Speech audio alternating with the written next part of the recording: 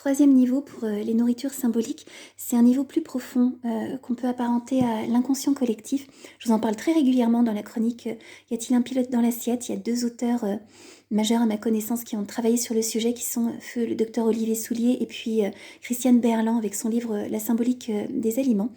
Et ils ont travaillé chacun à leur manière, Christiane Berland plutôt avec une manière assez intuitive, le docteur Soulier de manière très intuitive aussi, puis en lien avec voilà ce qu'il avait pu croiser en homéopathie aussi bien qu'en énergétique chinoise. Et tous deux ont dressé des portraits, des profils en fonction des désirs alimentaires qu'on peut avoir en fait.